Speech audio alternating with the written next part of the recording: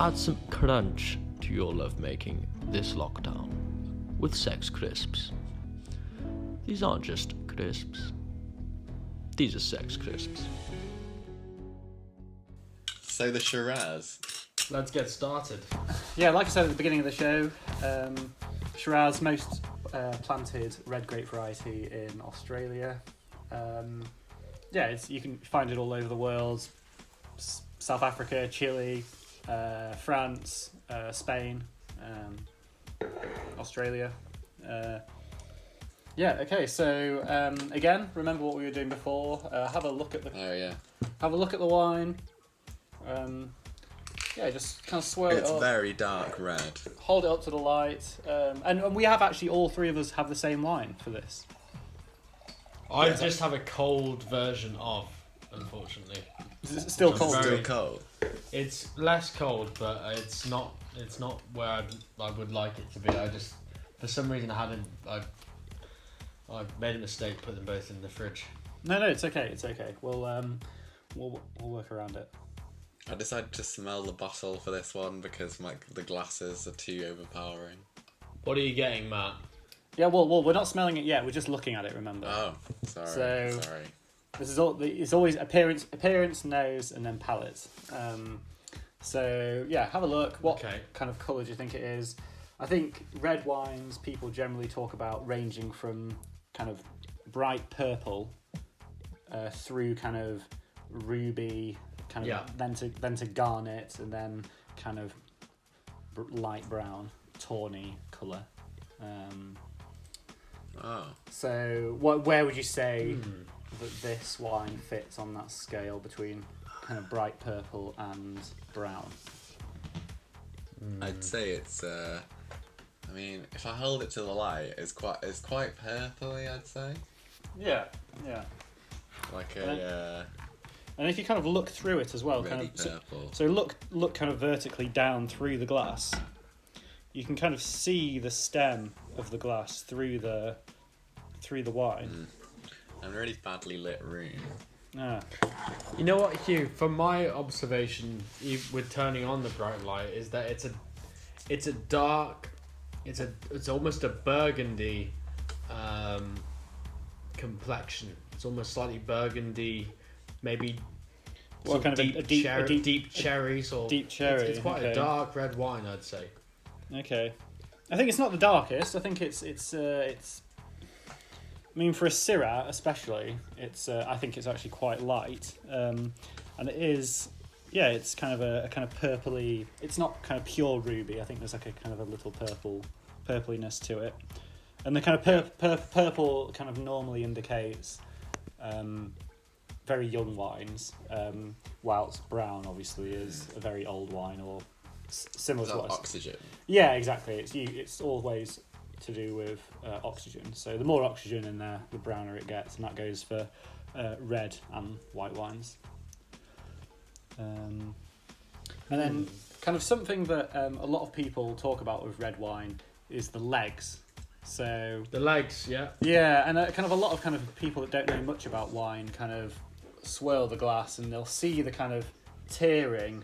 You'll kind of see the kind of residue of where you've swirled it on the glass forming. And I don't know, there's lots of kind of misinformation about what that means. But it just indicates how much body the wine has, and it's usually an indication of how much alcohol as well is in the wine. And it doesn't necessarily... So what do we mean when we say body? Okay, so body is kind of the sensation of fullness, I suppose, of the wine in your mouth. So it's the kind of the viscosity of the liquid, how thick it is in your mouth. So I think, this is quite a kind of light residue that is forming on the inside of the glass. So I'd kind of say that this is probably it's going to be a light-bodied wine, or kind of medium-bodied probably. Hugh, for someone who's getting started more in wine, let's say, and they're trying out reds, what particular dinners would you recommend for people to accompany, say, a bottle of Shiraz is it something that you'd recommend with a La Cena or a dinner or what? What do you think? So in terms of food pairings, I think Shiraz goes pretty well with red meat. So I actually had a very large sirloin steak cooked over some coals last night to celebrate my birthday, and we had a Merry Christmas. we had a Syrah or a Shiraz to accompany it, and it went very well. So yeah, kind of grilled red meats, also kind of tomato based sauces with pasta. Quite hearty food, I'd say. Kind of matches up to Syrah. I'd say if you've got a kind of robust wine with high alcohol and high body, or full body, like a Syrah or Shiraz usually is.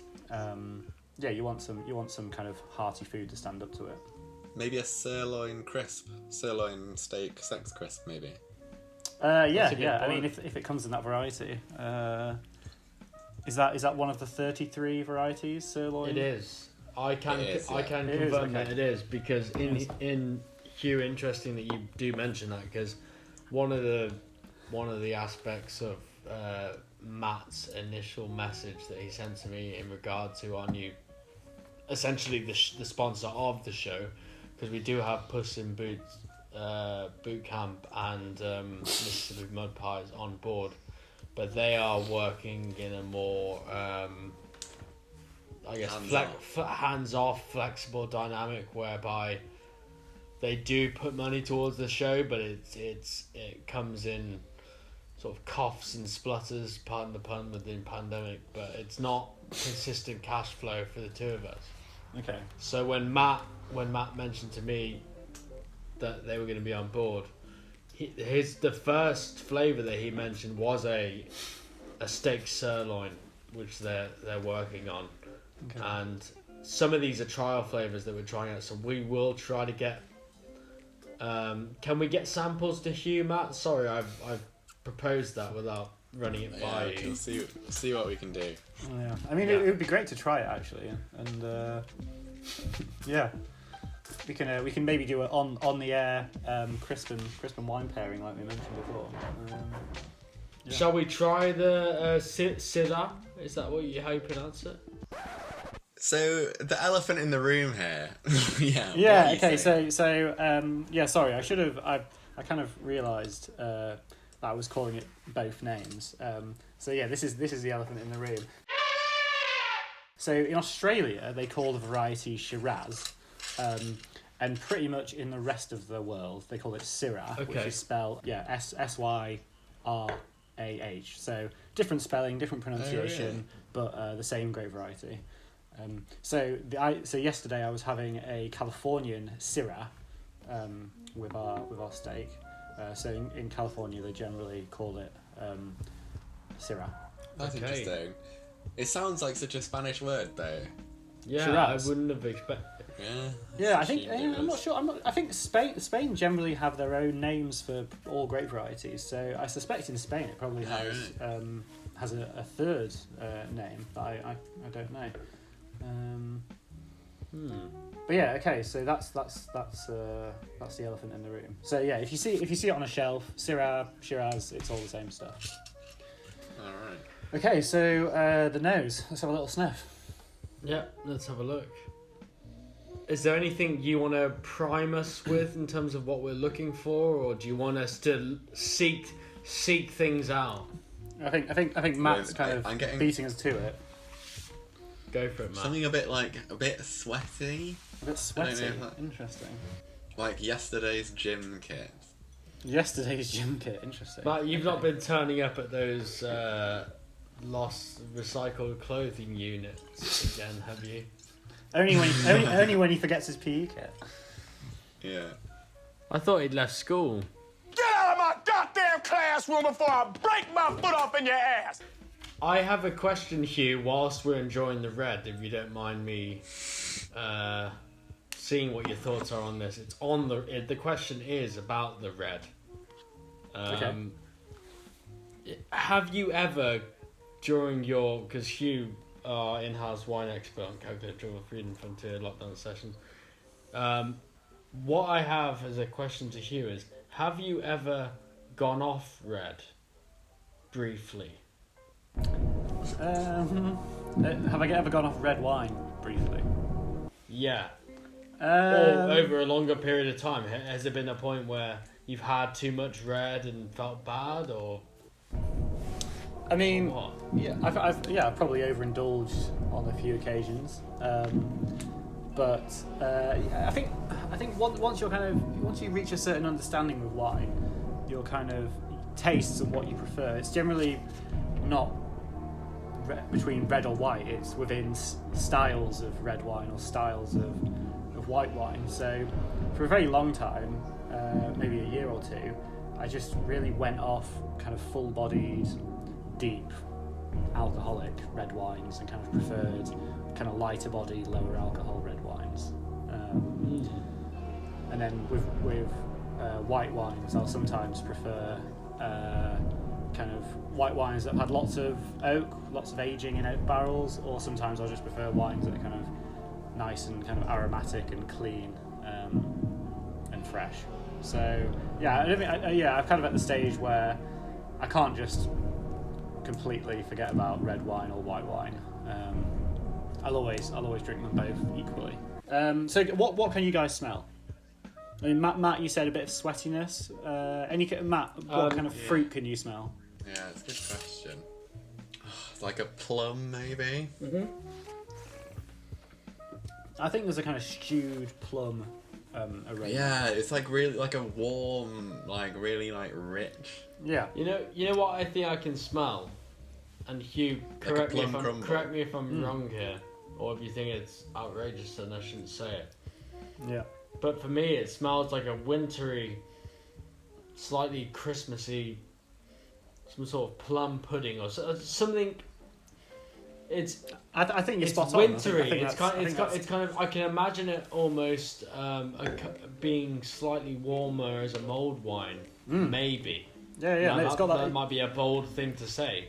Yeah, it's got that. It's definitely on the nose. It's got that spiciness, that kind of allspice, clove, maybe like kind this of is star. what I mean. Sweaty.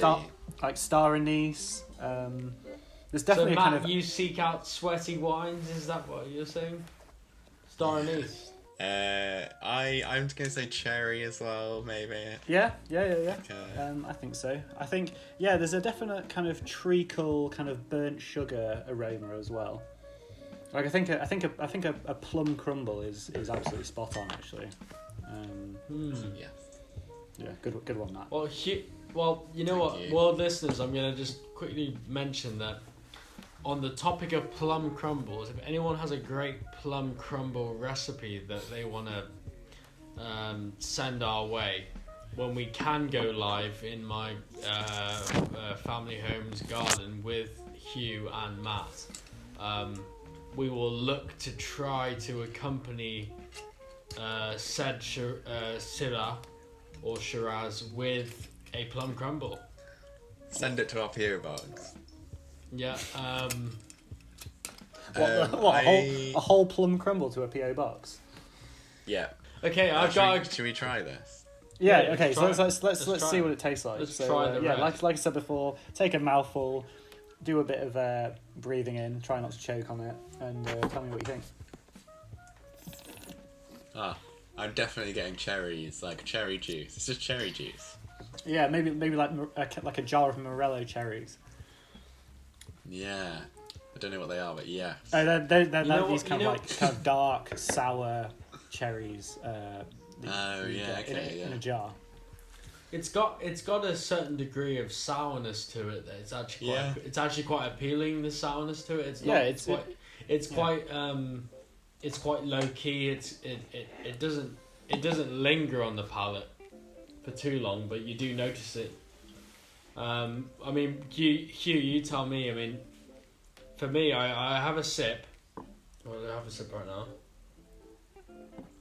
and you feel that there's almost a slight burn at the start, not in a bad way, just a slight. You acknowledge the flavour, and then you let it sit there for a second, and then it feathers out.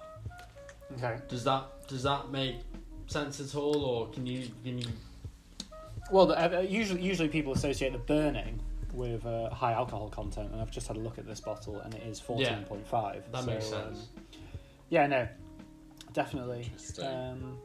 Yeah, no, it's got lots of. It's actually surprisingly kind of savoury, and I say savoury as in kind of opposed to fruity. So there is some kind of really dark, kind of stewed fruit, kind of plum, black cherry. I'm reading the tasting notes. Yeah. What does it say? It's saying suggestions of licorice. I'm not sure I'm getting. Are you getting that? Because that's what I was just about to say. I think there's actually quite a lot of licorice on the palate as well, and it almost has the same kind of. The wine has the same kind of drying sensation that licorice gives you after you've had a mouthful of kind of unsweetened licorice. It's that thing. I don't know if it's just a placebo, because now you've said it, I'm like, oh yeah, that's definitely right. Yeah, definitely. Yeah. Yeah, I was up, Matt. It's interesting. World listeners, I just want to mention, it is tempting when you're in the wine world, or if you're involved in the wine world, to say things and be like, "Oh yes, I can see the licorice, I can feel the licorice," and because you don't want to be left out. And what I think the thing about wine, and Hugh, correct me if I'm wrong here. Wine is about, what would you say wine primarily is something to accompany a meal to be shared, or do you view wine as something to be drank alone? I don't mean drink it by yourself, but I mean in terms of it doesn't need to be.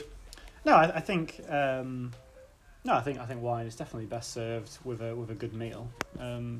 I think having a bottle of wine on the table kind of turns a pretty kind of basic midweek meal into something a bit special. Even if you're only spending £6, I think having a bottle of wine on the table definitely kind of makes it a bit of an occasion, because it should be treated as a treat. I think having wine with dinner, it's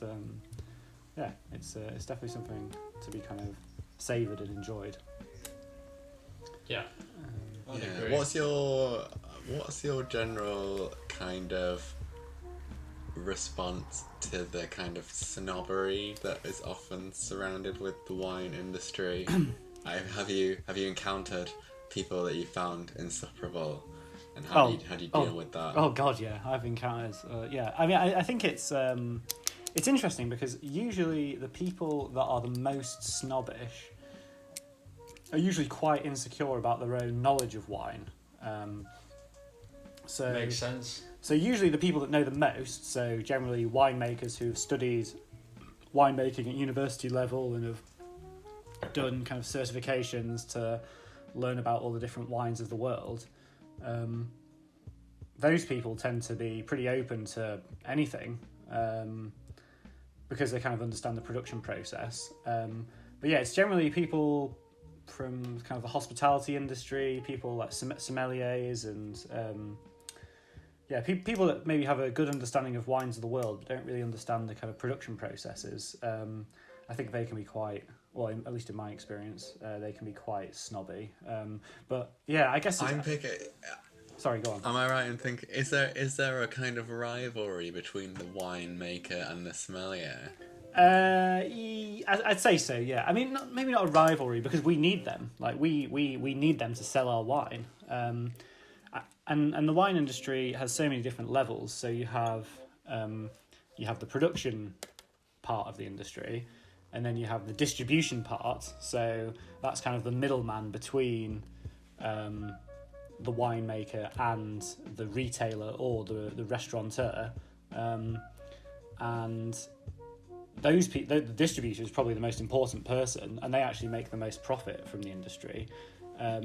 But we do need sommeliers and kind of wine shop workers to sell the wines, to kind of tell people, especially if they're, going to be paying kind of £15 plus for a bottle of wine. You really need somebody to hand sell it to people. So yeah, there is a rivalry, but we all rely on each other. Are you friends with any sommeliers? That deep sigh suggests no. Not. Wait. Let me think. I mean, I have been.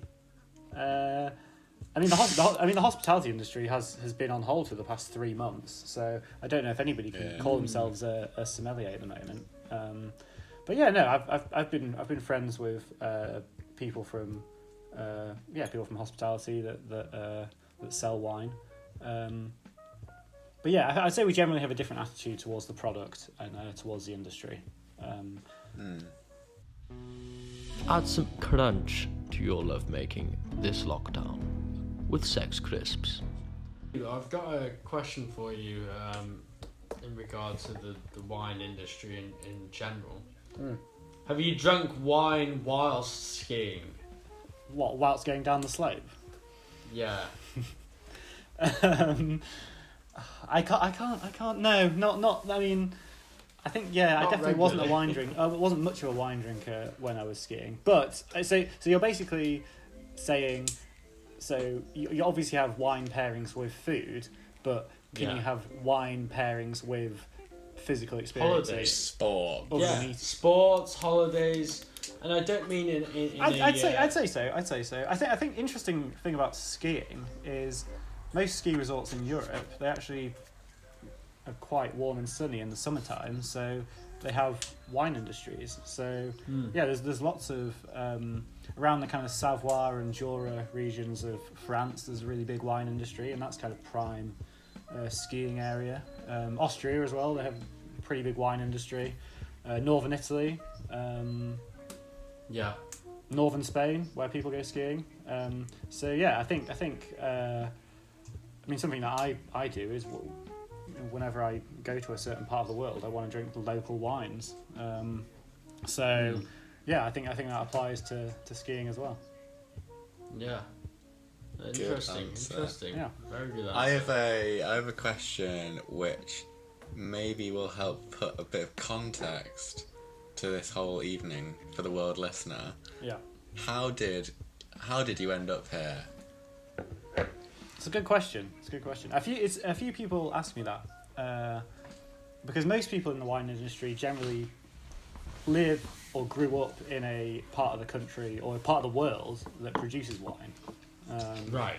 Or it's already something that's in their family. In the kind of in the part of the country where I grew up, there was in the northwest of England there are no vineyards, and the general cultural understanding of wine is pretty minimal. That's Macclesfield, by the way. Macclesfield, where Matt and I grew up and went to school. I think it kind of all started really with beer initially. So Matt and I kind of got into real ale. Matt probably got me into real ale actually, and then through that we kind of started doing a bit of experimenting with home brewing. Doing the kind of whole beer fermentation process at home, and then from that I kind of decided, after kind of deciding that university wasn't really for me, studying humanities, I decided to kind of change track to go into wine production. Sorry for you to just sort of involve myself suddenly now. What advice would you have for people who were, say, following a pathway in terms of a particular course at university in either the UK or the US or India or China or Australia, anywhere? What would you say is a good mentality to adopt when you say, you know what, I'm going to try out, I'd like to get into the wine industry, and what do you think are the benefits of getting into it? Does it give you a more fulfilled life, do you think? Or what do you like about where you're at the moment? And is there anything that you don't like about it? That really, really shivers your timbers a bit, really sort of annoys you, if anything? I'm not trying to tell you there is. No. That's so there's quite a few parts of that question, aren't there? So So, getting into the industry, I'd say make sure before you get qualified to be as a winemaker or to kind of get qualifications in winemaking, I'd say make sure you actually enjoy the work first. So what my kind of career path was just working for free at wineries in different parts of the world. So I worked in South Africa for about 3 months for free, just getting paid kind of room and board at this farm in South Africa. And then also worked in the southwest of France, pretty close to Bordeaux, again, just for kind of room and board. But doing all of the kind of stuff that you would do working at a winery or a vineyard. And it's not for everyone. It's pretty tough physical work. It is agriculture, it's manufacturing. So if you're used to a 9-to-5 desk job, it is a very big kind of work culture difference. So decide that you actually like the work first, and then if you decide that it's definitely for you, I'd say get qualified. I think a lot of people go through the industry, try and get into the industry without getting a degree, and it's possible, but your career progression is much slower, because I think once you do 3 years at university just in winemaking and growing vines, I think that really does expedite your career progression. So get qualified. And that's what you did, right? Exactly, yeah. So I studied for 3 years at Plumpton College, which is a kind of agricultural college in Sussex, which was part of the University of Brighton when I was there. And so got my bachelor's degree in viticulture and enology through them. So get some work experience, get qualified, and then travel the world. It sounds pretty glamorous, but yeah, it's hard work. So straight out of college, I went straight to California, and then straight to New Zealand, and then since then I've been to South Africa and worked in the UK for a bit as well. Get qualified and then get some international experience, and then that's I mean, it sounds like kind of hard to achieve lifestyle, and it sounds quite glamorous, but it's very realistic. It's you don't need. Have you had days where you've thought to yourself, well, this is a hell of a shift today? Quite recently, isn't it? Yeah. I mean, say I've to just the come point up where to the point where you're just like, well, this is a bit of a shift. I'm working hell for leather over here. I mean, when you've been working for kind of 12 hours and you've got wet feet and you're cold, I mean, that's not enjoyable. That's you kind of forget about the kind of wonderful product that you're creating and how everyone that drinks it is going to enjoy it, and you just think, I've got wet feet and I want to go home. Does it make you appreciate a fine glass of Syrah more than it did before? Yeah, I think so. I think I mean, it's interesting because most people in the UK, they don't really understand how wine is made. They kind of realise that it comes from grapes, but I think the kind of number one question I get asked is, do you tread on grapes? I always picture you treading on grapes every time I speak to you. Yeah, but if you're working in a 1 million litre or 2 million litre capacity winery, it's quite a lot of treading. That's why they got so many staff. Yeah, that's why they need 2,000 professional treaders. But I imagine eventually you'll get to the stage, or are you at that stage now where you're spending less and less time actually in the field? I mean, it depends where you work, but the past kind of couple of places I've worked, winery staff are completely separate from the kind of vineyard staff. So you spend very little time out in the vineyard.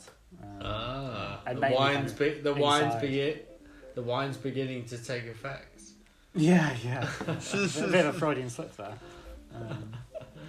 Well, all I want to say, I mean, you walk into a supermarket, and what makes you choose a bottle of wine, red or white, or rosé? Nice label.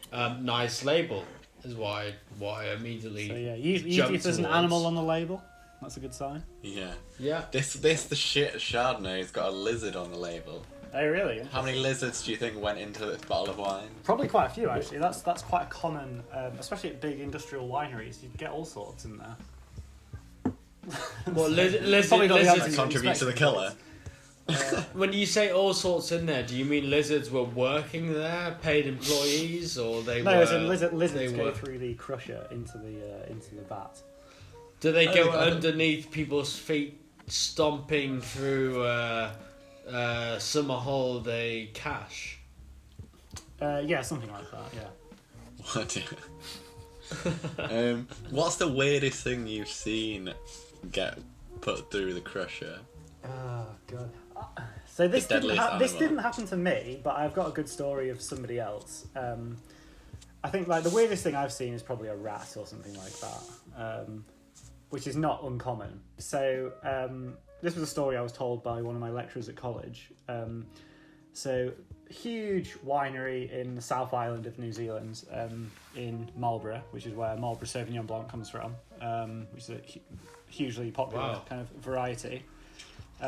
So big winery, all the grapes are transported into the production facility on these huge open top trucks. And because the grapes have been machine harvested, they're not on their bunches, they're just in kind of, basically the grapes have just been ripped off the vine rather than being plucked individually. So there's kind of like this grape slurry in the back of this truck. The truck tips up into a kind of receival hopper. All these grapes come out as normal and all the juice, and then a child's bicycle came out of the back of the truck into the receival hopper, and everyone was like, "What the hell's going on? Like, what? Like, Yeah. the machine?" I don't want that in my wine. No, so Or I do mean, you? so Rubbery. Let's Yeah, find that- out. Yeah. So I mean, your kind of initial reaction would be, "Oh my God, has the machine harvester driven over a child on a bicycle, shredded the child to bits, and the bicycle has kind of gone through the machine, intact?" Which, yeah. But basically, the truck driver. I mean, basically, what had happened is the truck driver, who had been just ferrying grapes from the vineyard to the winery all day for kind of 3 weeks. After work one day, had just driven the truck to pick his kid up from school. His kid had chucked the bike in the back of the truck, had jumped in the cab, and then had just forgotten about the bike. And then because these trucks are quite steep-sided, when they started harvesting the next day, they just hadn't checked. I mean, they might have cleaned it out, but they obviously didn't check to see that there was a child's bicycle in the back, and so all the grapes just started getting put on top of the bicycle, and then obviously Mad. it disappeared under a pile of grapes, and then it was next seen coming out of the back of the truck into a receival hopper. The scale of the winery when you're getting bikes in there. Yeah, crazy. Sorry, I've Matt. got one final question before we sign off, Yeah. and it's probably a bit too much, but what is your end goal? Where do you see yourself in 20 years? 20. I like 20 years, by the way, Matt. Sorry, continue you, but I like 20 years as a figure. Yeah. Go ahead, you. Go ahead, The you. number 20. It's quite a nice number, isn't Yeah, it's large. it? It is. 20 years. So how You'll be 48 on 48. one day. 48 in one day, yeah. I'd say in 20 years, I'd like to be kind of the established head winemaker at either a very big producer somewhere in the world. So I say very big, maybe not kind of like industrial scale like the wines that we've been drinking today, but kind of maybe half a million litre producer or something Yeah. like that. Yeah. So yeah, I'd like to kind of have an established kind of legacy of 10 vintages that I've supervised at a big producer, or just have my own kind of small project. I think having my own winery and having a vineyard that I can manage myself and managing every tiny little thing that goes on. You obviously can't achieve the same scale of production when you're doing everything yourself and making all the decisions yourself, but I think it probably is more rewarding when you have the final product in front of you, knowing that you made every single decision involved in that bottle's production. So probably one of the two. It just depends what kind of opportunities come up in the next probably 5 to 10 years. Would you ever open a bar? Or was that would that be at the winery? The hypothetical winery? I mean, yeah, I think so. I was saying that most people in the UK's knowledge of wine is pretty poor, just because in other countries where they have wine production, you can go and visit the winery and you can go and have a look around the vineyard and you can go and rock up at the production facility and you can have a glass of wine and you can have someone talk to you about it. And I think that's like a really valuable experience. I think everyone, regardless of where you live, everyone should try and visit a vineyard in their life. Okay. Well, should we finish up on the wine tasting? So, what do you guys think of the Syrah or the Shiraz? Sorry. That was definitely my favourite, but I think I had a low quality Chardonnay. Yeah. It's interesting for me, Hugh, because I refrigerated my red, and red or dead, red before bed. All of these sort of phrases resonate with me, Right. and I enjoy red. But I feel ashamed that I refrigerated No, don't worry about said it. red. It's very continental of you. Is that actually something that people in Spain, and sorry to say, I mean, any of our listeners who are listening from Spain, I remember when I first met my girlfriend Carla, she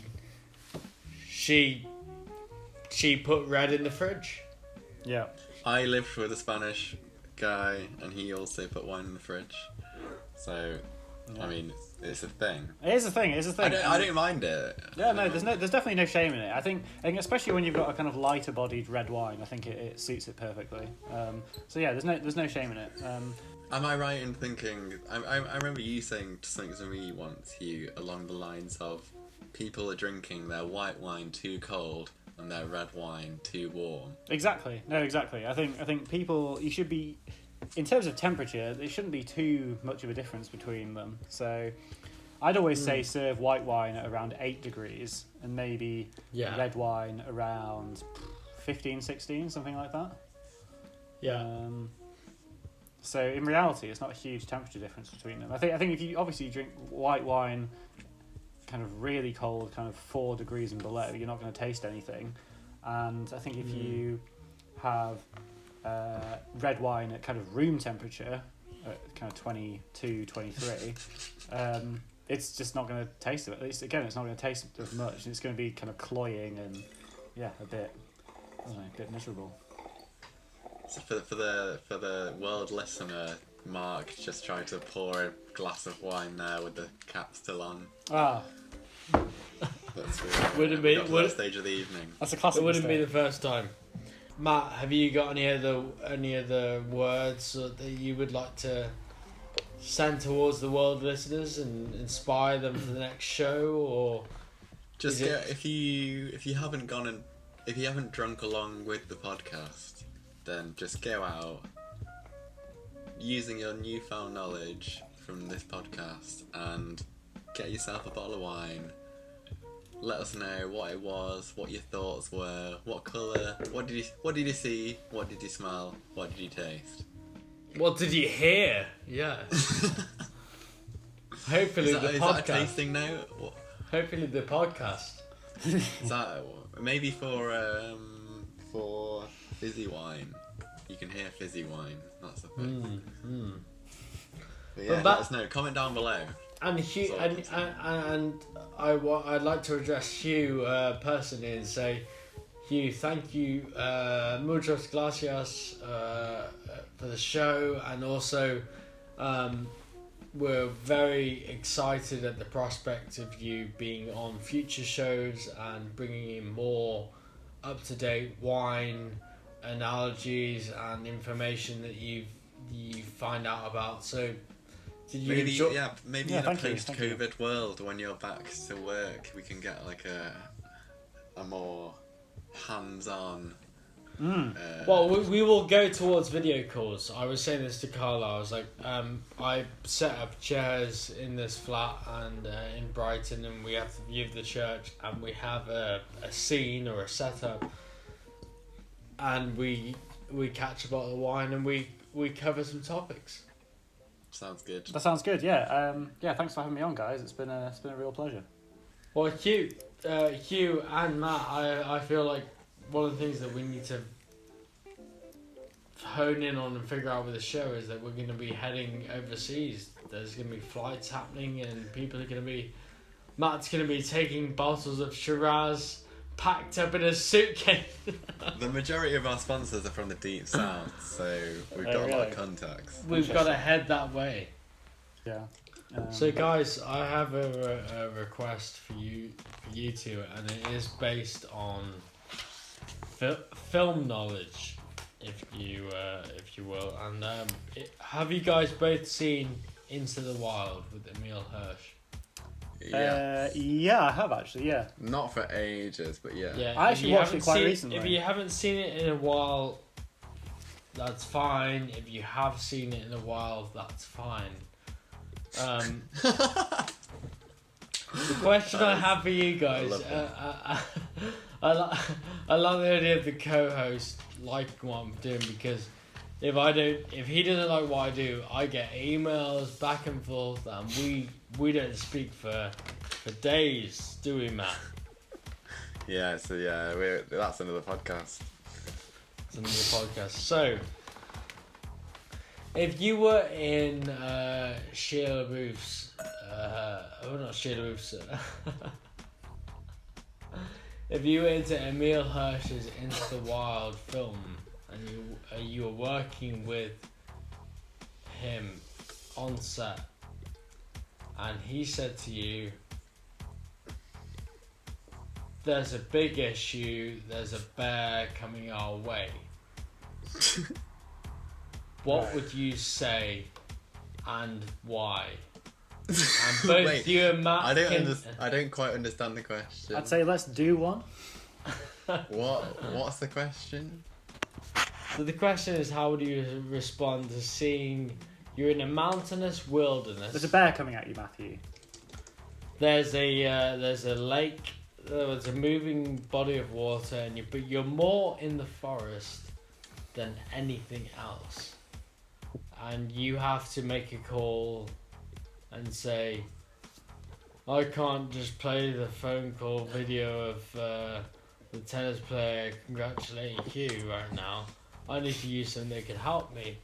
So what would you opt for? And you've got 30 seconds to play with, Matt, and then Hugh's gonna follow us up. I don't have the video of Gianna Conte with me, because I think even for a bear that would be quite baffling. I agree. Should the bear be like, is that Gianna Conte? Yeah, I think the bear would probably react in the same way as me. Is that Joanna Conte? What the fuck? By that time, I'd be miles away. Yeah. What would he say, Matt? Like, just Hugh's eagerly waiting. Well, I don't want to steal Hugh's thunder here, but I think the classic scenario, you're being attacked by a bear. That's what's happening, right? I'm being attacked by a bear. I need to get away. You are. Yeah. So, and do I have anything with me? Because in the scenario I'm imagining, I've got a tangerine and a Scotch egg. You've got also a two of the most dagger. lethal projectiles known to man. You've got a dagger from the south of Switzerland that a lot of people weren't willing to project into sort of historical archives, and you have hold of that as well.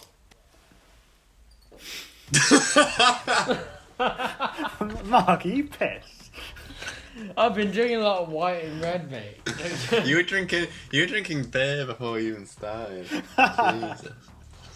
I don't understand the question, but yeah. So can I just say, there's always one person at a big wine tasting that gets inappropriately drunk, and it's good to see. Has that ever been you?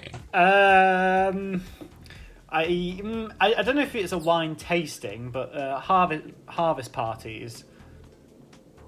Oh yeah, okay. I've maybe overindulged somewhat. Oh, here's a question. What's like your most embarrassing moment? You mentioned before when you're tasting the wine, you have to breathe the air in with the wine. You can choke a little bit. Have you had any massive cringe moment? Oh yeah, I've been at like a tasting room of like quite a posh winery in Sonoma County in Northern California, and I've just full on spat a sample over the tasting counter. Yeah, no, that's like full on choking, and like when you're properly choking, you're just like, I need to get this out of my body, and just spitting a mouthful of wine just across a fancy kind of tasting table. It's That's great. Pretty cringe. Did you ride it out, or did you? Oh, we all laughed. Yeah. Oh, okay. Yeah. No. Yeah. The last time I was at a wine tasting was in Germany with you, Hugh.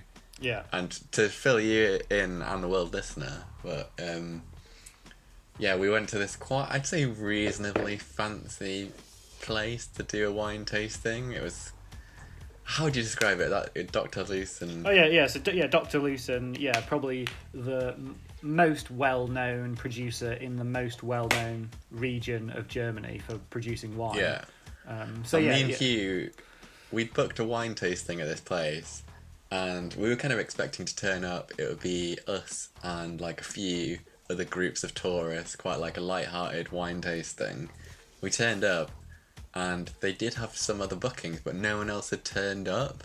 So it was just me, Hugh, and like the person doing the wine tasting, like the wine expert. And obviously Hugh knows a shitload about wine. The wine expert from the winery knows a shitload about wine. So they talk about the intricacies of winemaking. Were you the friend of the wine expert? Yeah, literally. And I occasionally she would turn to me and ask me what I thought, and I would just be like, yeah, I agree. Yes, nice.